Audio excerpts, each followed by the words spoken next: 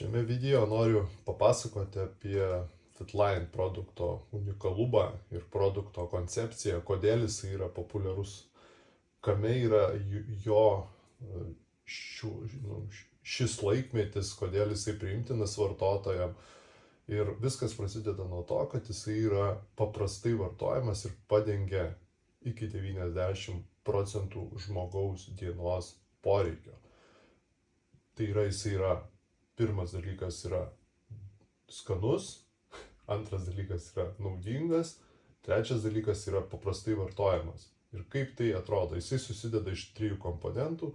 Tai pirma yra bazinis kokteilis, kuris yra geriamas ryte.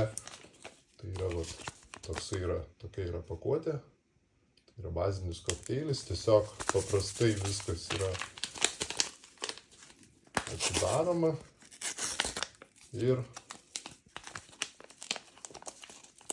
išberiama į stiklinę.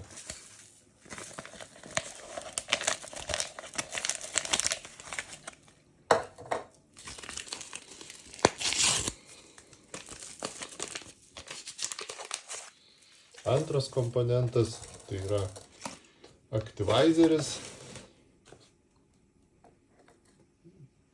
Vėlgi yra paprastai vartojamas kokteiliui. Tai yra, viduje yra šaukštelis nedidelis, tai yra iki 3 šaukštelių į tą patį yra įberiama.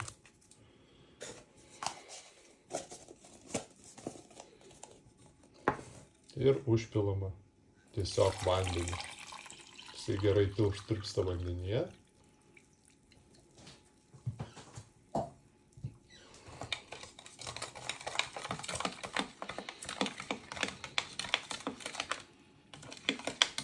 Tai yra skanus, tokios sulčių spalvos, multivitaminų sulčių spalvos gėrimas, kuris yra padaromas tiesiog ir išgeriamas ryte. Ir trečias komponentas tai yra Restoratas, tai yra produktas, kuris yra vartojamas vakare.